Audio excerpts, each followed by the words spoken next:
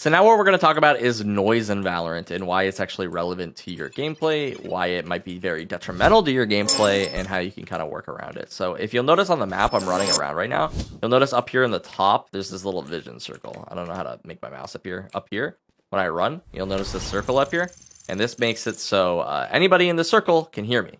The game's very nice by telling you that. I don't think they have that in Counter-Strike where it's just like you run around and like you just kind of have to know if people can hear you or not. In this game, it's really cool because I can see somebody on the map, like say my teammate's gunfighting somebody, or say I'm flanking right now and I see there's only one player alive and he's standing right there. I can run because I know that he's not going to hear me. And once I get in range, I'm going to start walking, right? So that's something that's really cool about this circle. But the other thing that's important to understand is that the enemies hear things, right? So it's like, for example, say we're trying to do a sneaky hit, right? We're trying to sneak up on somebody here in A main, and we have 5 people here. And we're all like, okay, we're going to walk at the start of the round. And somebody does one of these. They heard that, right? It's no secret to these players. If somebody's standing here and they're listening, and this is what I'll do a lot of the times at the start of the round, is like before the barriers come down, I'll stand in a spot like this. Because what I'm listening for is I'm listening to see if I can hear anything a lobby at the start of the round.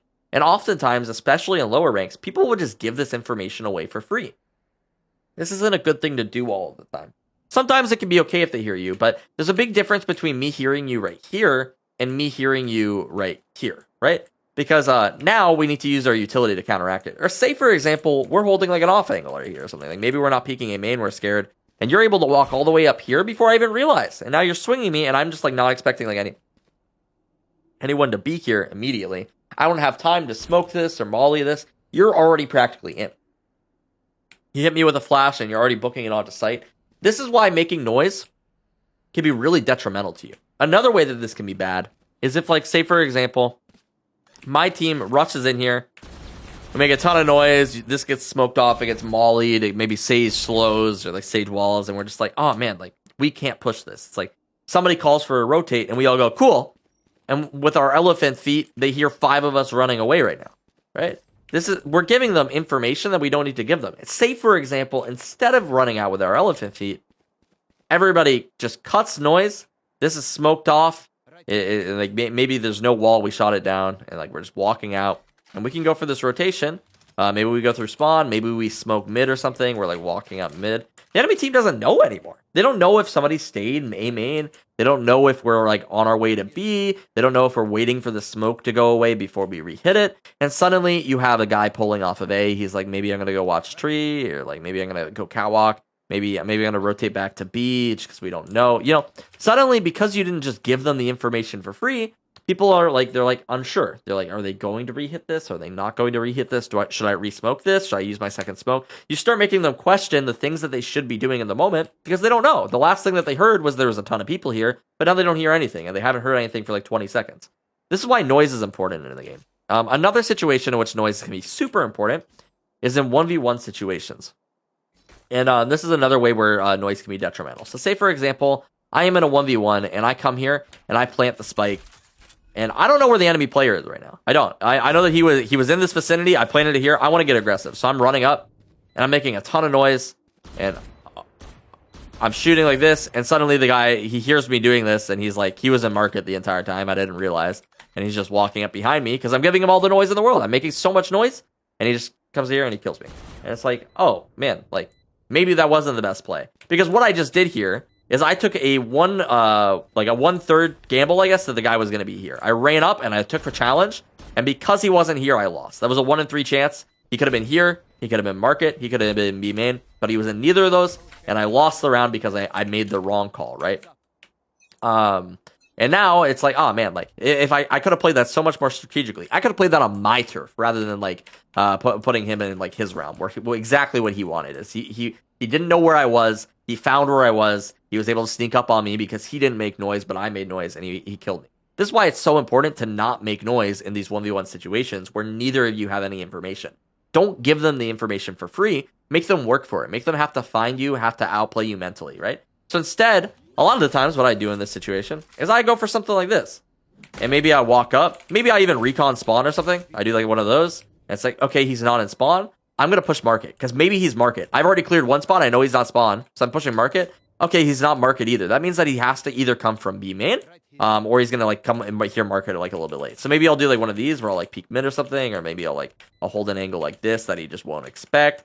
And now it's like, oh, he tapped the bomb. Sweet. That's okay. I know exactly where he is because he has given me the first info.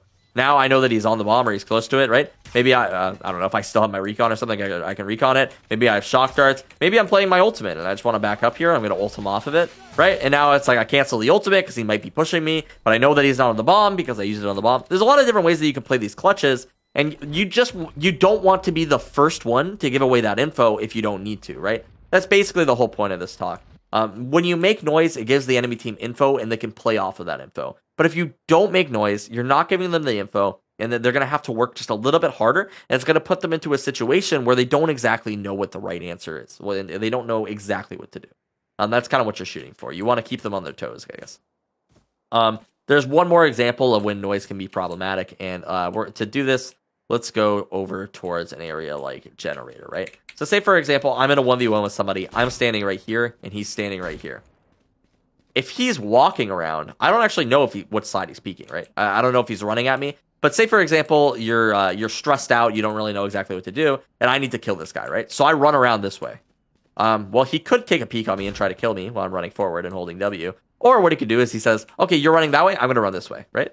And he doesn't even have his gun out for this, right? Oh, you're running this way? Okay, sweet. I know exactly where you are because you're making noise. I run over here, right? And now he's like, oh, man, you tried to juke the other way? Oh, I heard you? I'm going to run back this way, right? And this is when you get into situations where people are just strafing around stuff like this. They're like jiggling you, and like maybe they're going for like jump peaks, and they're just trying to avoid you. And the reason they're able to do this is because you're giving them the info for free. You're making a ton of noise running at them, and sometimes it might feel like that's the only way to kill them. But what happens in the end is that they're going to waste your time. They're going to keep running around and killing time until they win the round because the spike is down, right? They're just stalling for the spike. They're stalling for the round to be over. And you're not going to be able to catch them because you're making so much noise and they know exactly how to avoid you, right? But instead, what you do is maybe you don't make any noise and maybe I start like walking out or something like this, right? Rather than just running directly at the guy. Maybe I try to get out and like get an angle on this guy without him really realizing exactly where I'm going. So maybe I'm like running at him for a second and then I juke back the other way, right? And then he's like, okay, well, where is this guy exactly? By not giving out that information for free, you make it a little bit more difficult for the player to know exactly how to act in these situations, right? They're going to have to take guesses, take gambles, peek things for information, and that's when you get them into a position where you're able to pick up free kills and win the round. Hopefully this is helpful for you guys, and let's move on to the next part of the video.